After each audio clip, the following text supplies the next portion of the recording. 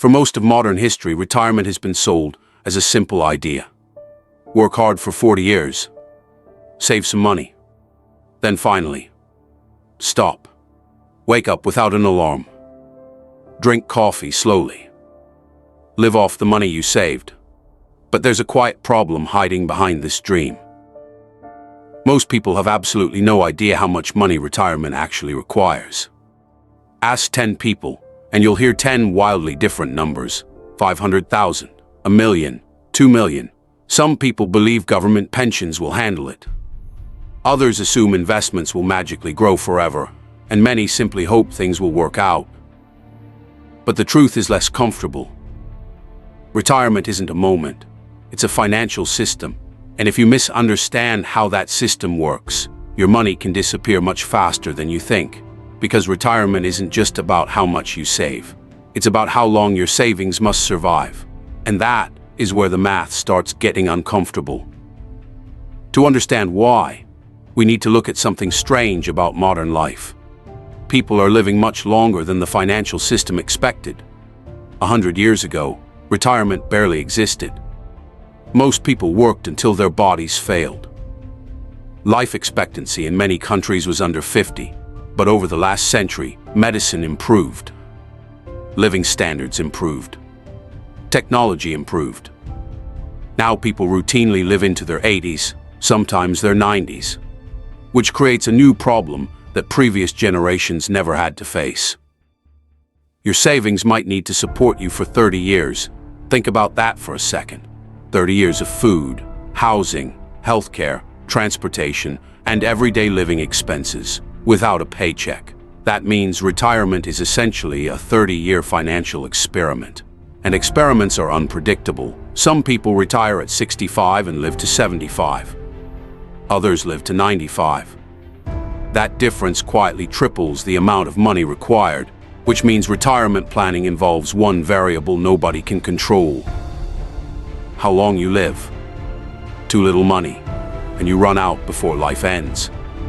Too much money, and you may have sacrificed decades worrying about numbers you never needed. But financial planners have a rough way to estimate things. It's called the 4% rule. The idea sounds simple. If your investments are diversified between stocks and bonds, you can withdraw about 4% of your savings each year. And historically, that money would last around 30 years. So if you want to spend $40,000 per year in retirement, you need roughly $1 million saved. Spend $60,000 per year, that requires about $1.5 million. Spend $100,000 annually, you're looking at $2.5 million. Suddenly the numbers get big. Very big. And that's where many people experience their first retirement shock. Because most households do not naturally accumulate millions of dollars, even after decades of work. But here's where the story becomes more complicated. The 4% rule is not a guarantee. It's based on historical market data, and markets don't behave politely. They crash, they recover, they surprise everyone. Imagine someone retiring right before a major market crash. Their investments drop 30%. But they still need to withdraw money to live, which means they are selling assets while prices are low. This creates something called sequence of returns risk, and it's one of the biggest hidden dangers in retirement. Two people could have the exact same average investment return over 30 years, yet one runs out of money, while the other dies wealthy. The difference? Timing. If bad market years happen early in retirement, the damage can be permanent. This is why many financial planners have quietly become more conservative. Instead of 4% withdrawals, some recommend closer to 3.5%, or even 3%.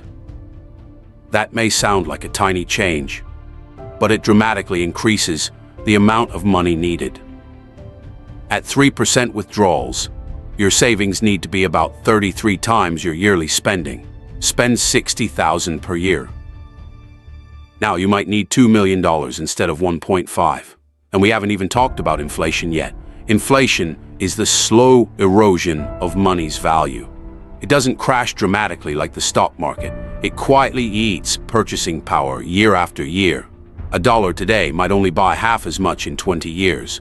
which means retirees must constantly increase their spending just to maintain the same lifestyle. Healthcare costs add another layer of uncertainty. Medical expenses tend to rise faster than normal inflation, and they often arrive when income flexibility is lowest. This is why retirement planning is less about predicting the future and more about building a margin of safety. But there is one powerful force that can dramatically reduce the stress of retirement planning. Time, not retirement time, investment time. Compound growth is one of the most misunderstood forces in finance. At first it looks unimpressive. A few $1,000s grow slowly. The progress feels almost invisible, but compounding behaves like a snowball rolling downhill. It starts small, then gradually gathers speed. Imagine two investors. One begins saving at 25. The other starts at 40. Both invest the same amount every month. Both retire at 65. The difference can be staggering. The early investor might end up with twice as much money, sometimes even 3 times as much, not because they invested more, but because they gave their money something incredibly valuable. Decades to grow. Every extra year allows compounding to do more of the work, which means retirement success is often decided long before retirement arrives, in small choices made early.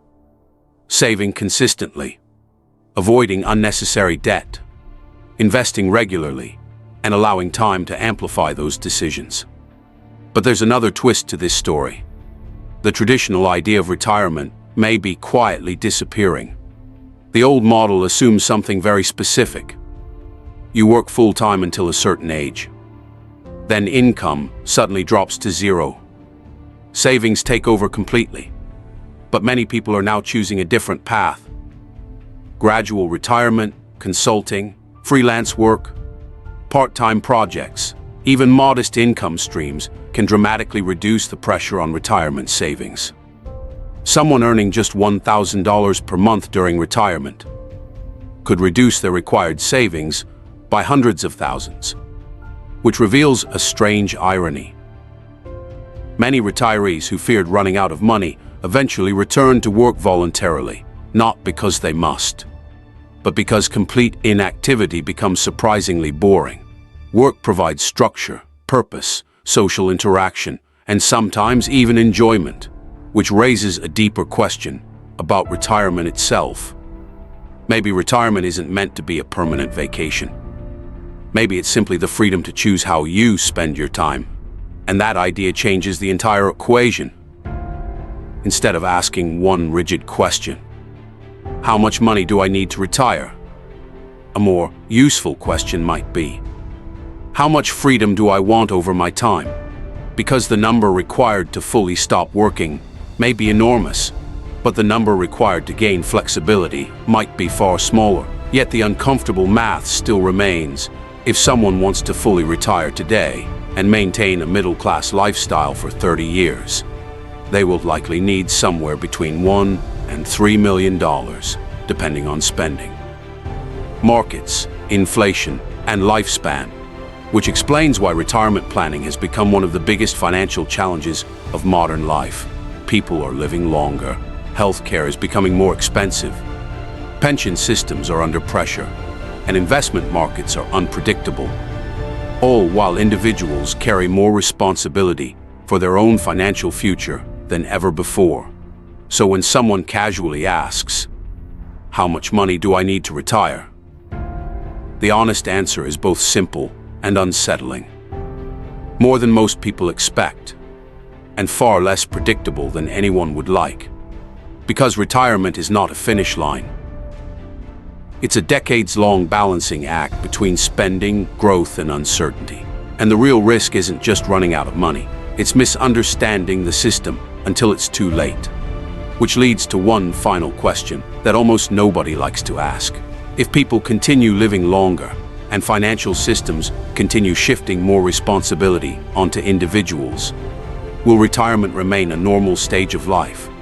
Or will future generations have to reinvent what it means to stop working altogether?